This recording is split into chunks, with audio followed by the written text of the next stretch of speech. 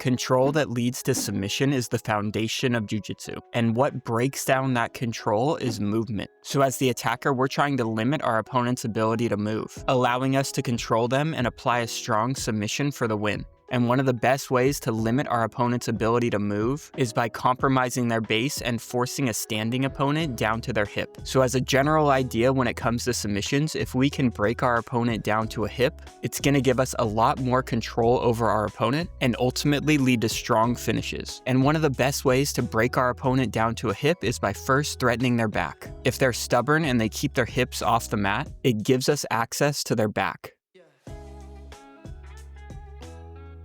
So to defend the back take, what they can do is put their hips on the mat. One of the best examples of this concept comes from the front headlock position. We have very quick access to our opponent's back. And to prevent us from taking their back, our opponent will likely sit to their hip. Just think about falling to face her and connecting your knees and elbows. I'm here, she goes to circle, and now I have knees and elbows connected. By sitting to their hip, our opponent denies us the ability to take their back. But by falling to a hip, it enhances our ability for submissions. Playing the dilemma between positional advancement and submissions is key to our success from the front headlock. And in this video, I'm going to share with you some insights that have drastically improved my success when attacking from the front headlock. The interesting thing about submissions is that ultimately we want to hold our opponent in a static position while we get a controlled finish. But from a position like the back, if we maintain a static position, it can be difficult for us to lock in a rear naked choke. When this is the case, we can use movement and force our opponent belly down, with the goal of getting the initial catch on the neck and locking up the submission. And then ultimately to finish, we would like to limit movement as much as possible. But in order to get the initial catch on the submission, movement can be our friend. In the case of a heel hook, it can be difficult to get heel exposure from a static position. But by rolling to the side, we can use movement to create heel exposure. And once we have heel exposure, we want to limit movement to get the finish. Gordon refers to this as the single roll theory, where we roll once to get to our finishing position, and then we stop rolling to apply the finish. But we also have to remember that movement is also used by our opponent to loosen up our control and ultimately escape. And what determines whether movement is good or bad for us is alignment. The key aspect in controlling the back is our chest is aligned with our opponent's back. And if our opponent is able to use movement to disrupt that alignment, now it's likely going to lead to their escape. But if we're able to maintain our chest to back alignment through that movement, now we can start to use that movement to our advantage to help us get a good catch on our submission. From a static front headlock position, it can be difficult for us to lock up a submission, so we can start to threaten movement towards the back. So if we're in a static position and he's down in front head on his knees, internal position, but if his defensive hands are in place and I feel like I just can't break through those defensive hands from here, now I can use the threat of the submission to start going around and taking Bernardo's back from here. To defend our movement, our opponent may elect to sit on their far hip, which is what we want if we're attacking submissions. But if our opponent sits to their far hip and breaks the alignment of our chest to their back, now that movement became beneficial to them and led to their escape. But if we can find a way to maintain our chest to back alignment, we can use this movement to our advantage to help us lock up our submission and get a strong finish.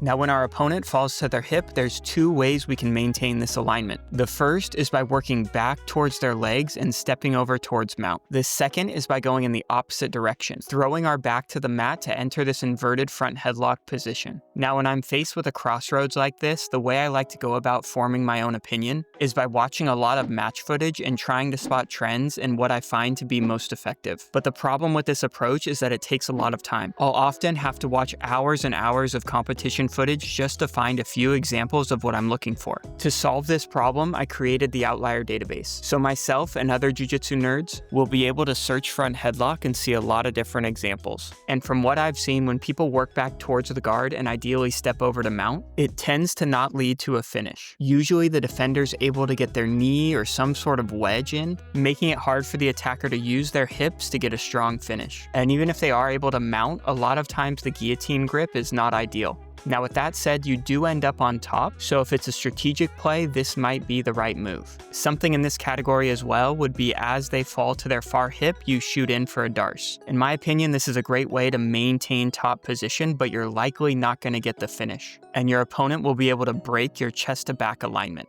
Now, if you go with option 2 and throw your back to the mat to enter the inverted front headlock position, if it fails, you can end up on bottom. So there is a strategic element to this decision. But if my goal is to submit my opponent right then and there, I think going into the inverted front headlock position gives me the best ability to do that. Because in my opinion, it does the best job at maintaining the chest to back alignment, which allows me to use movement to my advantage and get a good catch on the submission. Now you'll notice when attacking from the back or chasing a heel hook, the person who's initiating the movement generally has the advantage. Now when we get to the inverted front headlock position, as the attacker, we're generally going to have one arm under their armpit as an overhook and one arm over their shoulder as a strangle arm. If the defender decides to turn to the side of our strangle arm, it's likely going to lead to an easy finish for us. A good defender is likely going to turn towards the side of the overhook, with the goal of getting to their knees and again using that movement to disrupt our alignment. And if we try to work towards mount, our opponent is likely going to prevent us from mounting as they turn aggressively towards the side of our overhook. And since they initiated the movement, they're likely going to win this battle. Again, here we see the attacker trying to go towards mount, but is forced into the inverted front headlock position. And immediately the defender is initiating the movement towards the side of that overhook, allowing them to disrupt the alignment and use that movement to escape. So from the inverted front headlock, ideally we stop our opponent from rotating towards our overhook. And we can do that by using our leg or our hand to stop rotation in that direction. Okay, and I stop the elbow. So when he goes to try to keep going in that direction, the elbow stops him, and then now from here, we can start punching our hands in place. This makes it hard for them to turn to the side of our overhook and gives us time to lock in a deep anaconda submission. But if we're not able to trap that arm, a good opponent is immediately turning to the side of our overhook. So you'll notice in this example, as Isaac enters into the inverted front headlock, his opponent's elbow is free. So instead of hanging out in this position, he's immediately rolling over the shoulder on the side of his overhook. So he's the one initiating the movement in that direction, giving himself the ability to maintain his alignment through the movement, allowing him to use that movement to his advantage and sink in a deep guillotine for the win. Here we see Gordon falling into the inverted front headlock position, and he wastes no time rolling to the side of his overhook. And you can see his fingers emerging on the other side as he locks in the high-risk guillotine. I'm on my left shoulder. As she goes to roll, I just take my legs up. I back roll over my right shoulder, and right from here, we just slip our hand on through. I'm telling you, going to the inverted front headlock and utilizing this shoulder roll has been the best thing I've added to my game. From the front headlock, if our opponent sits to their far hip and we do nothing, we face plant as our opponent turns to the side of our overhook, utilizing the movement to disrupt our alignment and escape. But this shoulder roll allows us to maintain alignment and continue our attacks. As we fall into the inverted front headlock, we roll over our shoulder, looking to lock in a guillotine. But if the guillotine fails, we end up right back where we started in the front headlock and we reboot the system. And it's often a good time to immediately start to threaten positional advancement and work towards the back. Ever since we plugged ChatGPT into the Outlier database, I've been asking it to help me outline my videos, and it brought up an interesting point here. So anytime you use your own body to destabilize them, I tell this thing to my guys, try to always recreate a path to the top, even if you're on the bottom. If we decide to throw our back to the mat, it can be an effective way to destabilize our opponent. However, it can also lead to them taking top position if the submission fails. So as the attacker, if we want to throw our back to the mat as a tactic to destabilize, ideally we have a route back to top position if the submission is failing. One example of this could be sitting down and using your legs as butterfly hooks. I can always use my feet if I don't like it to stay here to try to recreate a path to the top by moving him so I can come up. Because it's not about like a technique or anything, but I want to be able to get myself back up off the mat if something goes wrong. Another example of this would be the shoulder roll. If we're not liking what's happening, we can utilize this shoulder roll to get back to top position and continue attacking. And it's just an intention that you want to get used to having.